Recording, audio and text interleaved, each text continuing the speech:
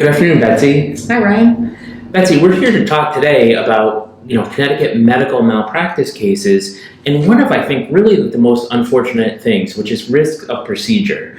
And, when I think about risk of procedure, I think about a family member of mine who he had surgery, and it was open heart surgery.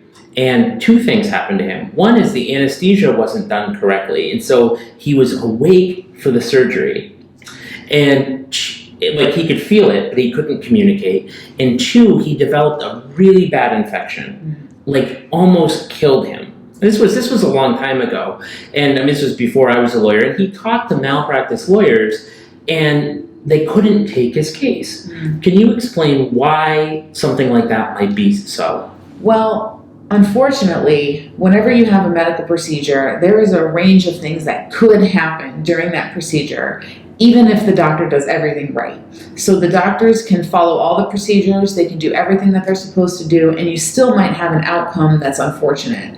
So we see that all the time, like with what happened with your family member. Getting an infection after a surgery is what we call a risk of the procedure. Sometimes it just happens because sometimes, something gets infected and there's not anything that the doctor did or could have done differently to change that. And when you have something that's a risk of the procedure, you can't bring a medical malpractice claim for that, because it's very difficult to show that this wouldn't have happened anyway, even though the doctor did everything right. And so how does an experienced medical malpractice lawyer determine what the risk of a procedure are? Well, a lot of times you have to talk to doctors that you hire who are in the same type of specialty as the one that performed your surgery, for example, and you ask them, what are the risks of this particular procedure? And the doctor will tell you maybe infection or scarring or, even paralysis. Sometimes if you get surgery on your spinal cord, paralysis can be a risk of the procedure because it could happen even if the doctor does everything right. So you have to talk to other doctors who are familiar with the procedure to find out what some of the risks are that you might expect to happen even if the doctor did everything right.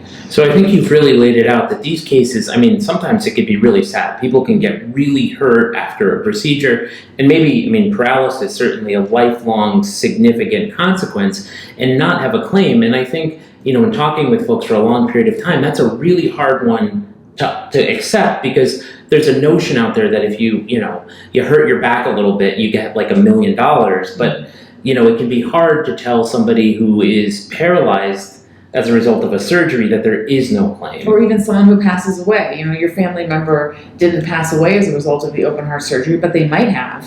And just because they passed away doesn't mean that the doctor did anything wrong. Sometimes things just don't go the way that we want them to. And when those risks of the procedure happened, you really can't bring a medical malpractice lawsuit for those types of things. Yeah, and I think it's really important for anybody, wondering, do they have a malpractice claim?